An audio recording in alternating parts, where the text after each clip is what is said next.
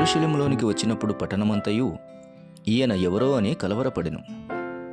అవును, మత్తయి సువార్త 21వ అధ్యాయం 10వ వచన భాగం. ఈయన ఎవరో తెలియకపోతే కలవరం. ఇంతకు వీరు అంత సమూహముతో దావీదు కుమారునికి జయము, ప్రభు పేరట వచ్చువాడు స్తుతింపబడునుగాక అని కేకలు వేయుచు అనేక మంది వస్తూ ఉంటే లేఖనము వీరికి అర్థం కాలేదా? ఈయన ఎవరో అని కలవరపడుతూ ఉన్నారు. అవును, జయధ్వనులు వినబడిన, సంభ్రమాశ్చర్యములు కనబడిన, ప్రభువును గూర్చిన అనేక సంగతులు కనబడిన ఈయన ఎవరో వీరికి తెలియదు. అలాగునని యేసు ప్రభువారు గాలిని గద్దించి తుఫానును నిమ్మలపరిచినప్పుడు కూడా ఈయన ఎట్టివాడో అని ఆశ్చర్యపడిరి. ఆశ్చర్యమైతే పడుతున్నారు, కానీ ఈయన ఎవరో తెలియదు. ఆశ్చర్య కార్యాలు చూస్తున్నారు, కానీ ఈయన ఎవరో తెలియదు. 5 రొట్టెలు 2 చేపలు 5,000 మందికి పంచిపెట్టిరి, అయినా ఈయన ఎవరో తెలియడం లేదు. కుంటివారిని నడిపించాడు, గుడ్డివారికి కనులిచ్చాడు, పక్షవాతము గల వారిని లేపాడు, ఆకలిగొన్న వారికి ఆహారమునిచ్చాడు, బలపరిచాడు, నిలబెట్టాడు. అయినా ఈయన ఎవరో అర్థం కావడం లేదు. నేడు సర్వ సమాజములోనూ, సంఘ సమాజములలోనూ అనేక కార్యాలు జరుగుతున్నప్పటికీ యేసు ఎవరో అర్థం కావడం లేదు. యేసు ఎవరో అర్థం కాని ఇస్కరియోతు యూదా ఆయనను అమ్మివేసుకున్నాడు. యేసు ఎవరో సరిగా అర్థం కాని శిష్యులు అనుమానించారు. యేసు ప్రభువారు ఈ లోకంలో జీవించినంత కాలం మాత్రమే కాకుండా ఆయన మరణించి తిరిగి లేచిన కానీ ఆయన ఎవరో అర్థం కావడం లేదు చాలామందికి. ఆయన ఆరోహణమై వెళ్తున్నప్పుడు కూడా అనేకులకు అర్థం కాలేదు. అర్థం కాక కొందరు సాగిలపడిరి, కొందరు సందేహించిరి. అవును, ఆయన అర్థం కాకపోతే ఆయనను ఆరాధించలేం. ఆయన అర్థం కాకపోతే ఆయనకు సాగిలపడలేం. అర్థమైన తోమా రెండవసారి విజిట్ చేసినప్పుడు ఇలా అన్నాడు, నా దేవా, నా ప్రభువా. అర్థమైంది.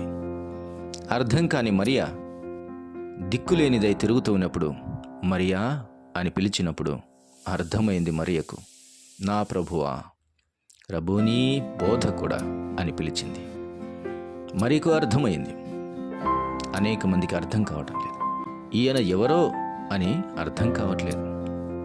అర్థం కాకపోవటం వలననే ఈయన ప్రశస్తమైనటువంటి ఈయన స్థానం, ఉన్నతమైన ఈయన స్థితి, మహోన్నతమైన ఈయన కృప, బహుశ్రేష్టమైనటువంటి ఈయన లక్షణములు మానవునికి అర్థం కావటం లేదు. అందుకే ఈయన ఎవరో అని అంటున్నాడు. వారు తెలిసిన ఖైదీనన్న కోరుకున్నారు, కానీ యేసు ఎవరో తెలియక ఖరీదైన ప్రభువును వారు చెరసాలకు అప్పగించారు, సిలువకు అప్పగించారు. ఈయన ఎవరో ఒక దొంగకు అర్థమైంది, ఇంకొకడికి అర్థం కాలేదు. ఈయన ఎవరో నీ జీవితంలో అర్థం కాకపోతే అస్తవ్యస్తంగా ఉంటుంది జీవితం. ఈయన ఎవరో అర్థమైతే నీ పరిస్థితి అంత సౌఖ్యంగా ఉంటుంది, నిమ్మలంగా ఉంటుంది. ఆయన ఎవరో భూప్రపంచానికి నేటికి అర్థం కావటం లేదు. క్రైస్తవ సమాజములలో కూడా అనేకులకు అర్థం కావటం లేదు. గర్భమున 9 మాసాలు మోసిన మరియనడుగు, ఆయన ఎవరో దూత సమాచారము తెలియచేస్తోంది. ఈయన సర్వాధికారి అయిన దేవుడయుండి నిరంతరము స్తోత్రార్హుడు అని రాసిన పౌలునడుగు, ఆయన ఎవరో తెలియచేస్తాడు. ఆయన ఎవరో తెలిసిన సమాజంలో ఉన్నావా? ఆయన ఎవరో తెలియని సమాజంలో ఉన్నావా? ఈరోజు ఈ దినమునకు నీ ప్రభు ఎవరో నీకు తెలియాలి. ఆయన ఎవరో అంటే ఆయన సాత్వికుడైన రాజు అని లేఖనములలో 5వ వచనములో రాయబడింది. ఇదిగో ఈ రాజు, ఇదిగో నీ రాజు సాత్వికుడైనాడు. ఈయన శిక్షించువాడు కాదు, ఈయన రక్షించువాడు. ఈయన దూరపరుచుకునేవాడు కాదు, దగ్గర చేసుకునేవాడు. ఈయన ప్రేమగలవాడు, దీర్ఘశాంతుడు, కృపా కనికరములు గల దేవుడు. ఈయన ఎవరో తెలియకుండా లోకమును ఆశ్రయిస్తున్నావా? ఈయన ఎద్దుకురా. ఈయన సాత్వికుడు, దీన మనస్సు గలవాడు. ఆయన దగ్గర శాంతి సమాధానము కలుగుతుంది. ఈయన ఎవరో తెలియక నోరు పారేసుకోవద్దు. ఈయన ఎవరో తెలియక పాతాళానికి ఆత్మను పడేసుకోవద్దు. ఈయన ఎవరో తెలియక జీవితాన్ని వ్యర్థానికి అప్పగించుకోవద్దు. ఈయన ఎవరో అని పట్టణమంతా కలవరపడిరి. తెలిసిన వారు ఆయనకు జయము, స్తుతి, జయము అని పలుకుతూ ఉన్నారు. తెలుసా యేసు నీకు?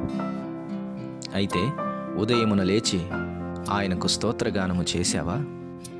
ఆయనకు జయమని పలికావా? ఆయనను జ్ఞాపకము చేసుకున్నావా? ఎవరో తెలిస్తే కదా, ఆయన ప్రభావశీలత తెలిస్తే కదా, ఆయన కంఠస్వరము వినాలని ఆశ కలిగితే కదా. భూప్రపంచంలో ఇంకెవరిని అడిగినా ఆయనను గురించి క్షుణ్ణంగా చెబుతారో చెప్పరో తెలియదు, కానీ ఒకరు మాత్రం ఆయనను గురించి చక్కగా చెబుతారు. ఎవరో కాదు, దేవుని వాక్యమే. దేవుని వాక్యమే ఆయనను గురించి సుస్పష్టముగా తెలియచేస్తూ ఉంది. యోహాను సువార్త 5వ అధ్యాయము 38, 39 వచన భాగాలు. ఆయన ఎవరిని పంపెనో ఆయనను మీరు నమ్మలేదు గనుక మీలో ఆయన వాక్యము నిలిచి ఉండలేదు. 39, లేఖనముల యందు మీకు నిత్య జీవము కలదని తలంచుచు వాటిని పరిశోధించుచున్నారు. పరిశోధించుడి, అవే నన్ను గూర్చి సాక్ష్యమిచ్చుచున్నవి. దేవుని వాక్యమే యేసు ఎవరో తెలియచేస్తూ ఉన్నది. దేవుని వాక్యము దగ్గరికి వస్తే యేసు కనులు కనబడతాయి. దేవుని వాక్యపు వెలుగులోనికి వస్తే యేసు సుందర రూపం కనబడుతుంది. ఆయన శిరస్సు మొదలుకొని సిరిపాదం వరకు ఆయన యొక్క ముఖార వింధము మనకు కనబడుతుంది. ఆయన ముఖ దర్శనము కలుగుతూ ఉంది. దేవుని వాక్యము దగ్గరికి రాకుండా ఈయన ఎవరో అని దిగ్భ్రాంతిలో, కలవరములో, ఆశ్చర్యములో, అనర్థములో, అవివేకములో ఉంటే వ్యర్థమే సుమా, వ్యర్థమే సుమా. ఆయన అర్థం కాకపోతే నీ జీవితం చులకనగా చేసుకుంటావు. ఆయన అర్థమైతే నీ జీవితాన్ని ప్రయోజనకరంగా మార్చుకుంటావు. ఆయన అర్థమవుతే నీ జీవితం వంకర టింకరగా ఉండదు. ఆయన అర్థమవుతే నీ జీవితం సరళ మార్గముగా ఉంటుంది. ఆయన అర్థమవుతే అన్నింటినీ కూడా ఓర్చుకుంటావు. ఆయన అర్థం కాకపోతే ఎల్లప్పుడూ విశాలతనే కోరుకొంచు విశాల మార్గంలో వెళ్ళి పాతాళంలో కళ్ళు తెరుస్తావు. వద్దు. ఆయన ఎవరో తెలుసుకోవటానికి ఈ దినమే నువ్వు ప్రయత్నం చేయి. ఆయన ఎవరో ఈ లోకంలో ఆయన వాక్యమే గొప్పగా సాక్ష్యమిస్తూ ఉంది. ఆయన ఎవరో తెలుసుకుంటే పరలోకం, ఆయన ఎవరో తెలుసుకుంటే నిత్యానందం, ఆయన ఎవరో తెలుసుకుంటే ప్రయాణం సుఖవంతం, ఆయన ఎవరో తెలుసుకుంటే నీ జీవితం సౌఖ్యంగా ఉంటుంది, నీ కాపురము నిమ్మలముగా ఉంటుంది, నీ జీవితం ఎంతో రమ్యముగా ఉంటుంది. ఆత్మలో సంతోషం, ఆనందం చెప్పనశక్యము కాని సంతోషగానముల చేత పరిశుద్ధులతో సహవాసం నీవు కలిగి ఉంటావు.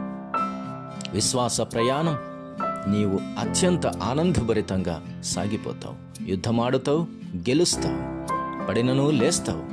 పట్టుకొని ప్రాకులాడకుండా ప్రభు చేయి పట్టుకొని నడుస్తావు. అవును, నిరీక్షణ కలిగి ముందుకు టీవీగా వెళ్ళిపోతావు. దుఃఖము సంతోషముగా మార్చబడుతుంది, కన్నీరు నాట్యముగా మార్చబడుతుంది. ఆనందగానములతో యాత్రిక ప్రయాణం సంపూర్ణంగా చేయగలుగుతావు. ఆయన ఎవరో తెలిస్తే ఇలాగుంటుంది. ఎవరో తెలియకపోతే అర్ధాంతరంగా నీ జీవితం ముగించబడుతుంది. అంధకారములో నీ జీవితం ముగించబడుతుంది. ఆయన ఎవరో తెలియకపోతే ఆశ్చర్యాలు చూడవచ్చు, అద్భుతాలు చూడవచ్చు. ఆయన ఎవరో నిజముగా తెలియకపోతే నీ జీవితం అస్తవ్యస్తమే. అలా కాకుండా ఆయన ఎవరో తెలుసుకొని ముందుకు సాగినట్లయితే నీ జీవితం ఎంతో రమ్యంగా ఉంటుంది. అట్టి కృపా దేవుడు మనందరికీ దయచేయును గాక. ప్రియ తండ్రి స్తోత్రం. మాటలు దీవించి విన్నవారి హృదయాల్లో కార్యం చేయమని క్రీస్తు యేసు నామమున అడుగుచున్నాము తండ్రి. ఆమేన్. ఆమేన్.